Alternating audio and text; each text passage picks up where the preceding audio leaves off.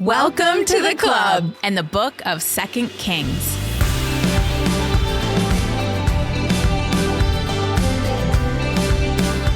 Last episode in chapter 2, Elijah took Elisha on a spiritual journey. The journey was important because Elijah was preparing Elisha to take over as lead prophet. Each location that Elijah took him had significant meaning for Israel's history. When they had crossed the Jordan River, their final destination, Elisha asked Elijah for one thing, a double portion of his spirit. Then Elijah was taken up to heaven. Elisha was left on his own and began his journey back the way he had come.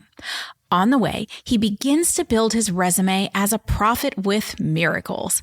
Elisha's first 3 miracles were partying at the Jordan River, purifying the water at Jericho, and cursing the mob of boys at Bethel. Okay, so that's where I want to start in this episode. Let's talk about miracles. What is a miracle? A miracle is an event that is considered a supernatural act of God.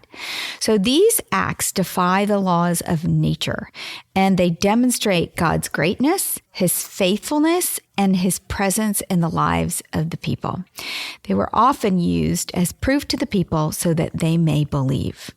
Now, miracles in the Bible often included the following: healing, such as Jesus healing the sick and raising the dead; nature, which are events like parting the Red Sea or Jesus calming the storm; provision, which was usually a miraculous supply of food or resources like the manna in the desert.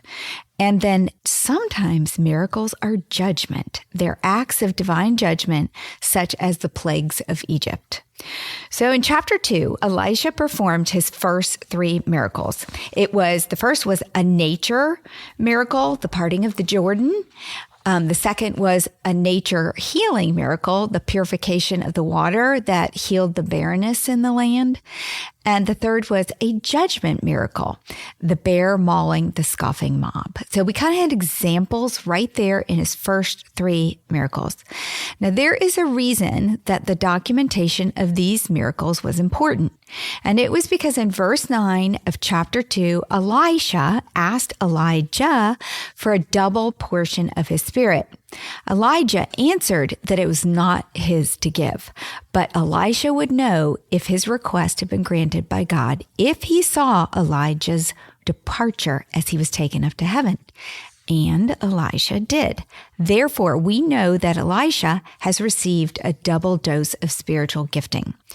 As proof, most commentaries like to point out that Elisha performs twice the number of miracles of Elijah. However, the commentaries do differ in their count of these miracles. Now, the reason for the discrepancy is that these supernatural events sometimes began as a direct result of an action that the prophet took, and some the prophet only predicted. We see both examples clearly in the plagues of Exodus. In the first plague, Moses took action to initiate the miracle. He struck the Nile River with his staff and the water turned to blood. In the last plague of the firstborn, Moses predicted the miracle and God struck down all the firstborn sons. Do you get that? So sometimes there's a discrepancy in what they count as a miracle because did the prophet actually take an action or did he just say this was going to happen? Some people count both as a miracle of the prophet and some people just say, no, just the one where he actually took action. The other is a prophecy.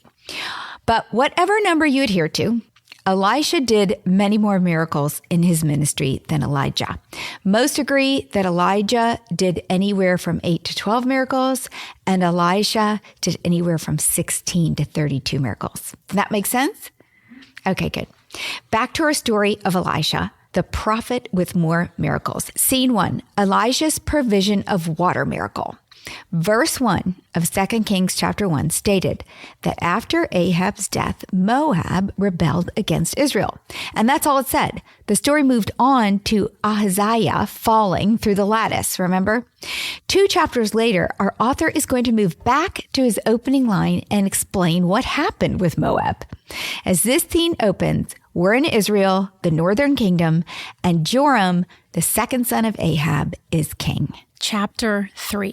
Joram, son of Ahab, became king of Israel in Samaria in the 18th year of Jehoshaphat, king of Judah, and he reigned 12 years. He did evil in the eyes of the Lord, but not as his father and mother had done. He got rid of the sacred stone of Baal that his father had made. Nevertheless, he clung to the sins of Jeroboam, son of Nebat, which he had caused Israel to commit. He did not turn away from them. So Joram did evil in the eyes of the Lord, but not as much evil as his parents, Ahab and Jezebel. He got rid of this sacred stone of Baal, which was a pillar or idol for the worship of Baal. We cannot be sure why he removed it, but it's thought that Joram was trying to distance himself from his mother and father's extreme Baal idolatry. Now, this would have been a good move for him had he returned to God instead, but he didn't. He chose to follow the ways of Jeroboam, the first king of Israel, who you will recall from 1 Kings began this tradition of idolatry in the northern kingdom. Remember, when the nation of Israel divided, Jeroboam feared that the people would want to go down to Judah to worship at the temple. So in 1 Kings 12, he set up his own temples, one at Bethel and one at Dan, and he made golden calves for the people to worship. Now, Joram chose to lead the people away from Baal, what his parents worshipped, and back to the golden calves. The golden calf idol tradition dates all the way back to the beginning of the nation of Israel at Mount Sinai. Remember, when Moses came down with the 10 Commandments, he found the people in crazy calf worship. It's a trend, a temptation, a vintage vibe that keeps cycling back. It was also a sin and a break in the commandments. Now, why it was so popular, we will never know. But isn't that like so many popular idols today? It's so easy in hindsight to see that they're harmful, yet we're blinded to the truth. The greatest idols of our time include anything that precedes our relationship with God, including money and materialism, success and career, technology and entertainment, self and personal image, relationships, and sexual pleasure. These idols can be super sneaky and can suck the very life out of us because they steal our time and draw our focus from God. Continuing now in verse 4. Now Mesha, king of Moab, raised sheep, and he had to pay the king of Israel a tribute of 100,000 lambs and the wool of 100,000 rams. But after Ahab died, the king of Moab rebelled against the king of Israel. So at that time, King Joram set out from Samaria and mobilized all Israel. He also sent this message to Jehoshaphat, king of Judah. The king of Moab has rebelled against me. Will you go with me to fight against Moab? I will go with you, he replied. I am as you are, my people as your people, my horses as your horses. By what route shall we attack? He asked. Through the desert of Edom, he answered. So Mesha at this time, the king of Moab, was subject to King Ahab. He had become a vassal or subordinate ruler of King Ahab. As such, he had to pay tribute to Ahab. In this case, it was a tribute paid in sheep. But Ahab is dead, and Moab wants their independence back. Joram prepares to fight and reactivates his father's relationship with Jehoshaphat, king of Judah, asking him to fight with him. Jehoshaphat had aligned himself with Ahab in chapter 2. Now remember, he's a good king in Judah, but he sometimes lacks discernment, and he has made a couple of strategic mistakes, one of which was marrying his son to Ahab's daughter Athaliah, which has left him in this awkward situation. Jehoshaphat really doesn't have much of a choice here. How can he refuse to support his daughter-in-law, Athaliah's brother, Joram? You tracking on that?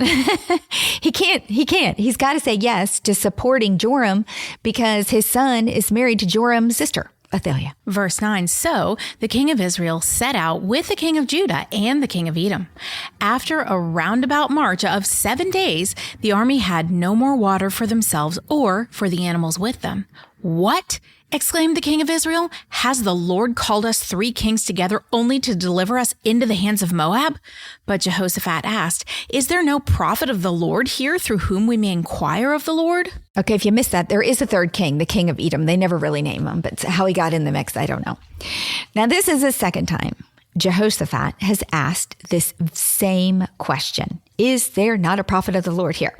In the last episode of season 11, Jehoshaphat asked Ahab for a real prophet to advise him, and Ahab called Micaiah. Jehoshaphat gets an A+ for his devotion to consult God about these battles.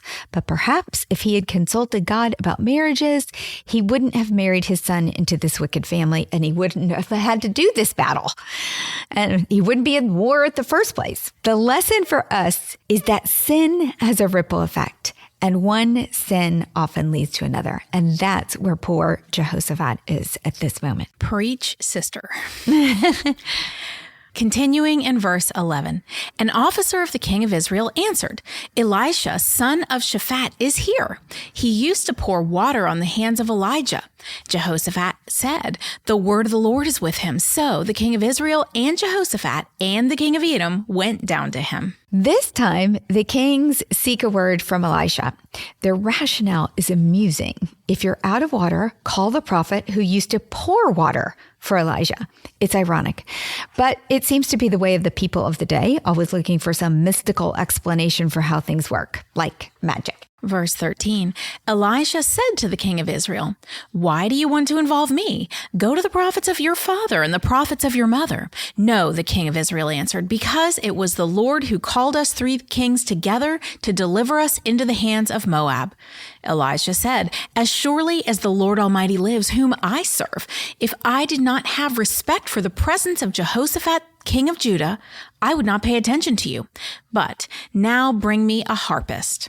While the harpist was playing, the hand of the Lord came on Elisha. And he said, this is what the Lord says.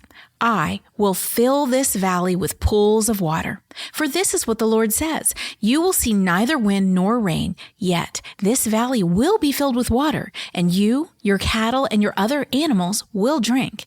This is an easy thing in the eyes of the Lord. He will also deliver Moab into your hands. You will overthrow every fortified city and every major town. You will cut down every good tree, stop up all the springs, and ruin every good field with stones.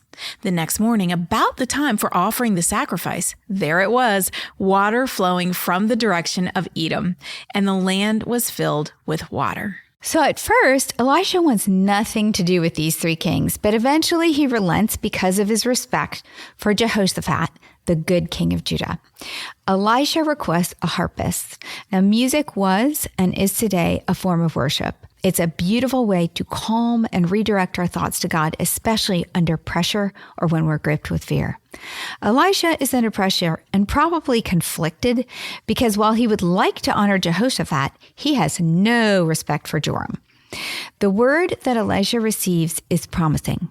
God will do a miracle and provide water, as he did so many times before for the Israelites in the book of Exodus when they wandered in the wilderness. Then God will deliver Moab because this is easy for him, and Israel and Judah will be victorious over them. Verse 21, now all the Moabites had heard that the kings had come to fight against them. So every man, young and old, who could bear arms was called up and stationed on the border. When they got up early in the morning, the sun was shining on the water.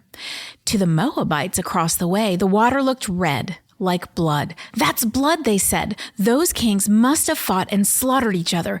Now to the plunder, Moab. But when the Moabites came to the camp of Israel, the Israelites rose up and fought them until they fled. And the Israelites invaded the land and slaughtered the Moabites. They destroyed the towns, and each man threw a stone on every good field until it was covered. They stopped up all the springs and cut down every good tree. Only Kir Hareseth was left with its stones in place, but men armed with slings surrounded it and attacked it. When the king of Moab saw that the battle had gone against him, he took with him 700 swordsmen to break through to the king of Edom, but they failed. Then he took his firstborn son, who was to succeed him as king, and offered him as a sacrifice on the city wall. The fury against Israel was great. They withdrew and returned to their own land. God provided the water for the armies of Israel, Judah, and Edom. And then he turned the water into a trick by turning it red. The Moabites interpreted the red water as blood from an internal battle between the 3 kings and thought they had an easy road to victory. But that wasn't the case. The Israelites and allies were ready and defeated the Moabites. The king of Moab then does this foolish thing. He sacrificed his son to appease what he thought was their angry god, Chemosh. So he thought he lost the battle because his god was angry, Chemosh. And human sacrifice was a known practice for the Moabites. So this is how they responded. But doesn't it seem a little bit extreme to do his own? I mean, if they needed to sacrifice a human, would he not pick somebody else? Why did he pick his own son? Well, because I don't know. That's brutal. It was brutal. Like, what a brutal person would do that. I know. All right, scene 2. Moving on to Elijah's olive oil miracle. Chapter 4. The wife of a man from the company of the prophets cried out to Elisha, "Your servant, my husband, is dead, and you know that he revered the Lord. But now his creditor is coming to take my 2 boys as his slaves." Elisha replied to her, "How can I help you? Tell me, what do you have in your house?" "Your servant has nothing there at all," she said, "except for a small jar of olive oil." Elisha said, "Go around and ask all your neighbors for empty jars. Don't ask for just a few. Then go inside and shut the door behind you and your sons. Pour oil into all the jars, and as each is filled, put it to one side." She left him and shut the door behind her and her sons. They brought the jars to her, and she kept pouring. When all the jars were full, she said to her son, "Bring me another one." But he replied, "There is not a jar left." Then the oil stopped flowing. She went and told the man of God, and he said, "Go, sell the oil and pay your debts. You and your sons can live on what is left." So I love this story because, again, it's Elisha building his resume. Elijah did a similar thing. And so it's telling the people, oh, here we go again. He's got that kind of power. And if you look at Jesus Christ, again, the wine at the wedding, he did similar things, which to the Israelites would have said, oh, we can start coming to him with our real problems now. Yeah. And this is a great man. This is a man of God. So it was resume building. Now, this miracle was an example of God's provision or care for the destitute. The enforced slavery of defaulting debtors was common during this time. Apparently, it was especially risky for widows. Women relied on their husbands for provision. And if they didn't have a husband, widows had to rely on their sons. In this case, the widow of a prophet is left destitute and cannot pay her bills. Her creditors are threatening to take her sons as slaves, which would make her totally destitute and alone. She has lost her husband and may now lose her sons. She is frustrated. Her husband had been in service to God as a prophet, and yet it seems as if God has abandoned her. But in her frustration, she does not abandon her faith. She cries out to Elisha, a lifeline to God. And Elisha proves that God cares for her. He comes to her aid. His reaction to her is very different than his reaction to Joram, the king of Israel. He reads her heart and sees her devotion to God. This is symbolic of the access we have to Christ. He sees you. He sees your heart. He sees your needs, and he cares. Elisha frees her from debt by providing olive oil for her to sell. This image is often replicated in the Bible. The woman has little, and God uses what little she has and makes it into much. The lesson for us is that God can take what little we have to offer and make it so much more. This miracle is a replica of Elijah's miracle in 1 Kings 17 for the widow in Zarephath. Both women are widows. Both have sons. Both of their sons are at risk, one of starvation, the other of slavery. Both sons are saved with a miracle of provision, one of flour and oil for food, the other of oil to sell for money to pay debts. There you go. Elisha's duplicating everything Elijah did and more. Scene 3, Elisha and the Shunammite's son's miracle of life. Verse 8, one day Elisha went to Shunem, and a well-to-do woman was there who urged him to stay for a meal. So whenever he came by, he stopped there to eat. She said to her husband, "I know that this man who often comes our way is a holy man of God. Let's make a small room on the roof and put in it a bed and a table, a chair and a lamp for him."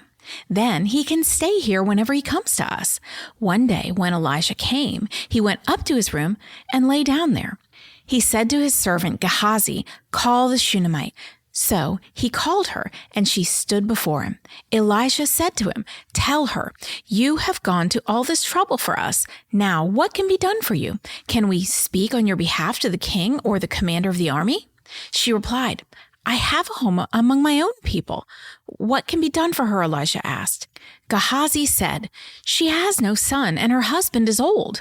Then Elisha said, 'Call her.' So he called her, and she stood in the doorway. About this time next year, Elisha said, 'You will hold a son in your arms.' 'No, my lord,' she objected. 'Please, man of God, don't mislead your servant.' But the woman became pregnant, and the next year, about the same time, she gave birth to a son, just as Elisha had told her. Think about all the infertility stories we've had in our journey so far. Sarah in Genesis 11, Rebecca, Genesis 25, Rachel, Genesis 29, Samson's mom in Judges 13, Hannah in 1 Samuel 1, and now the Shunammite woman. This one is a little different than the others because in the other stories, the child born had a very specific purpose. It was really about this child that God was giving her. In this story, the focus is not on the child, but on the woman. We know nothing of the child now or in the future, but we do have insight on the woman. She has a gift. Shunem was a village in the territory of the tribe of Issachar in northern Israel.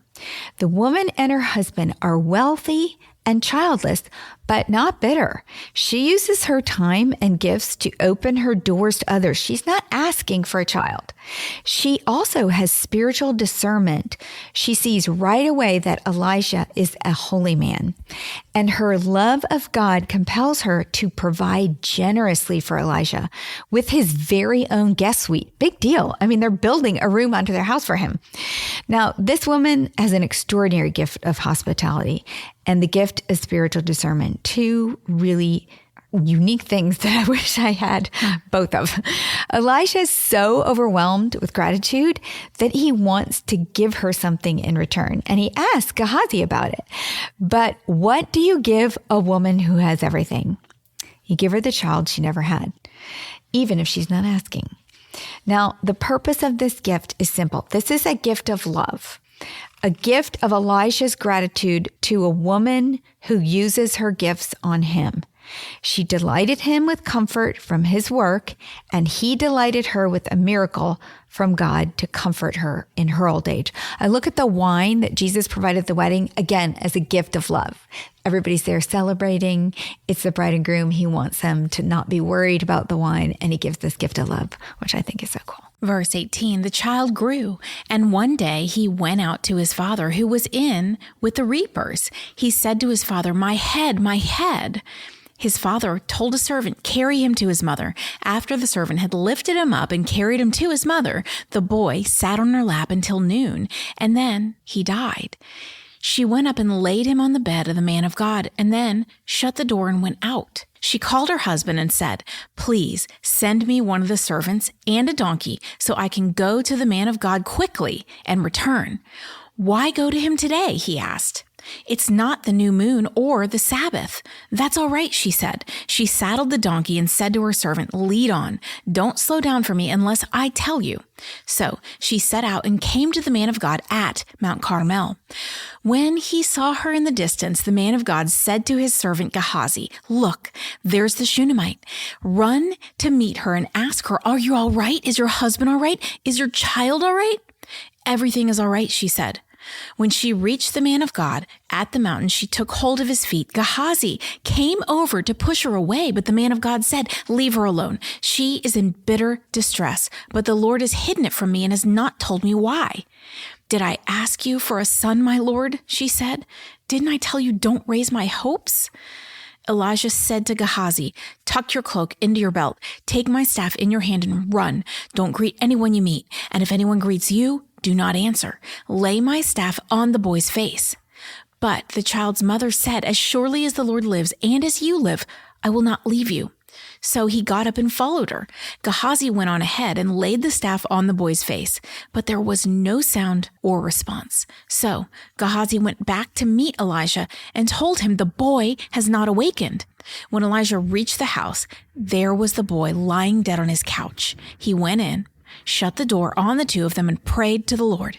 Then he got on the bed and lay on the boy, mouth to mouth, eyes to eyes, hands to hands. As he stretched himself out on him, the boy's body grew warm.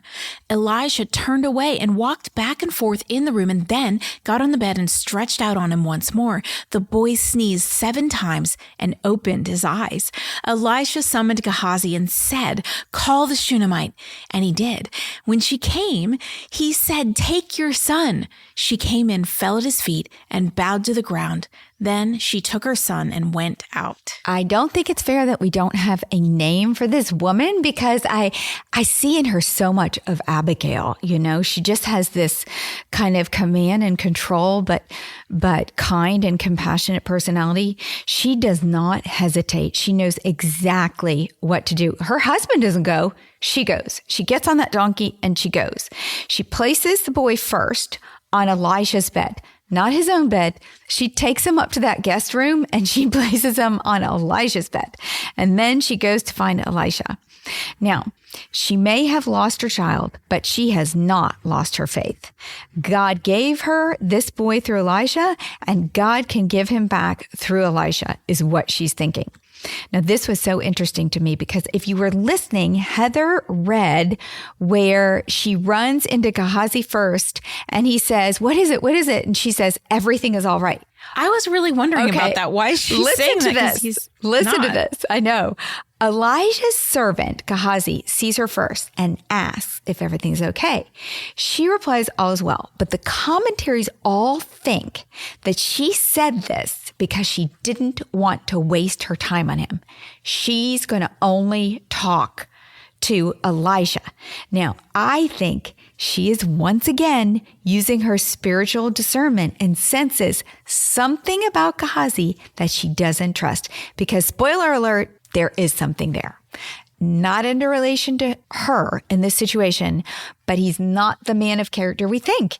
And she read it. 1 point for women's intuition. She read it and she blows past him. And he gets mad. He tries to push her out of the way when she falls at Elijah's feet. She's not having it. Well, Elijah wants to send Gehazi to conduct the miracle. But the woman, again, does not trust Gehazi. She will not relent with what her instincts are telling her. She needs Elijah. And she's right, because Gehazi goes and he can't get the boy to wake up. She refuses to leave without Elijah. So he finally goes with her and performs almost the exact same miracle as Elijah in 1 Kings 17. Just as Elijah had saved the widow of Zarephath's son, the woman he lived with, remember he was living with her, so Elisha saves the Shunammite son, the woman he had been living with. And in the same way, too, he laid down on the boy, so he must have learned that from him. Obviously, yeah, but he wasn't there when that happened. Well, he may have been, because remember, Elisha was traveling. He was the one who served Elijah for so many years. So he was like maybe his Gehazi, you know, but Gehazi's not as good. Elisha is now among the powerful few who restored life in the Bible, the first of whom was Elijah. And there's only a couple more after that.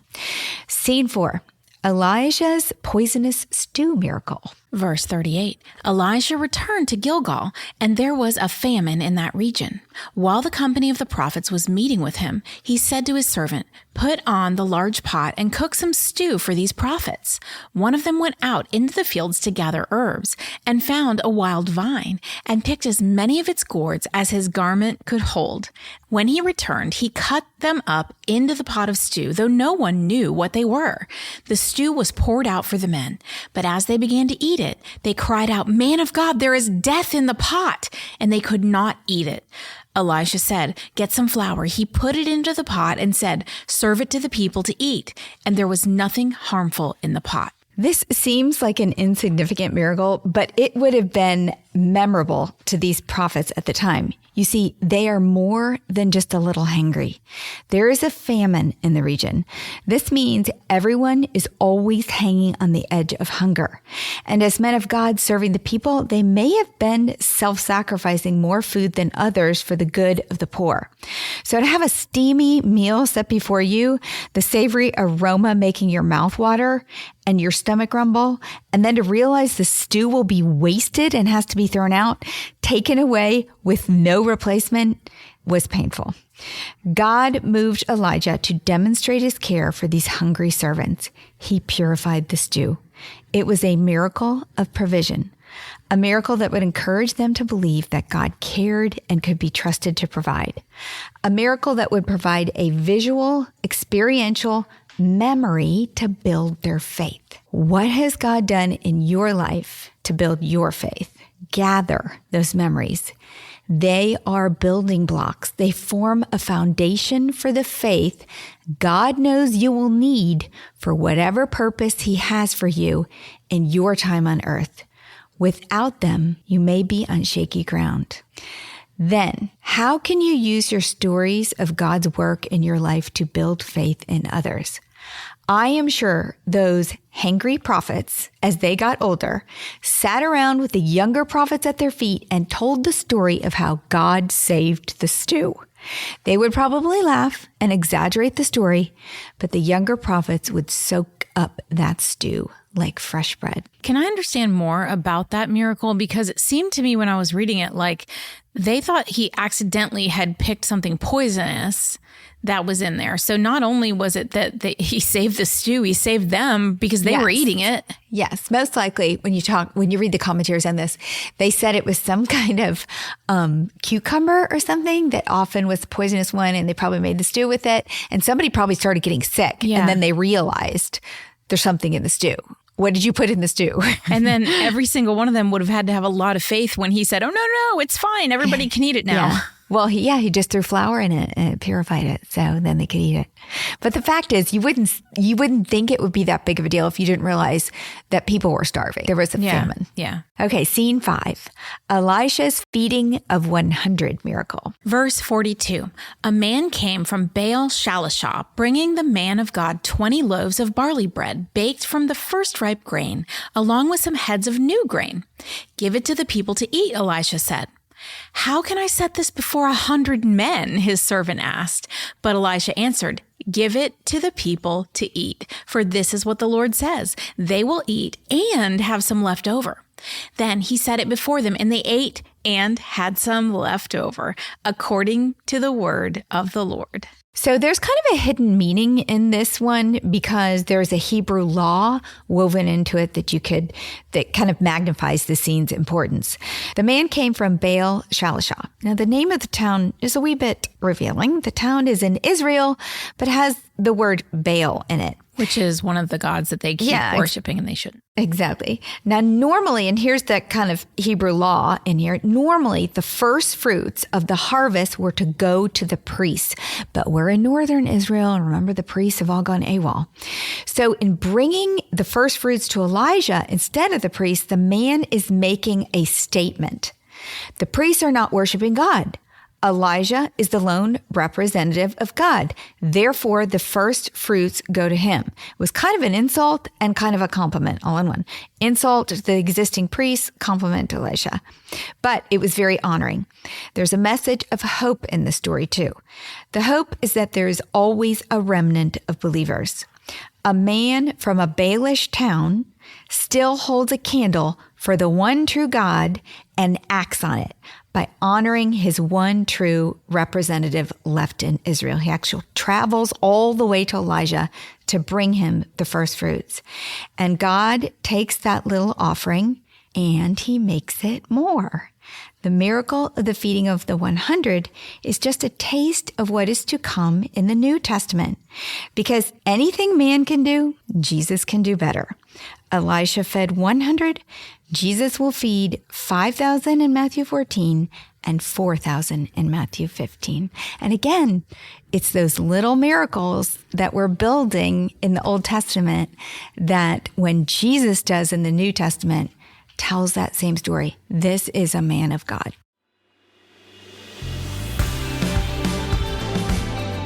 What's a club without friends? If you're enjoying the Bible Book Club, why don't you share it? And then you can say, Welcome to the club. New episodes drop every Monday, and get all episodes now on Amazon Music. As always, head over to susanme.com/Bible Book Club for show notes from today's episode. Bible Book Club is hosted by Susan Merrill and Heather Rubio, edited by Buck Buchanan, produced by Haley Mawat.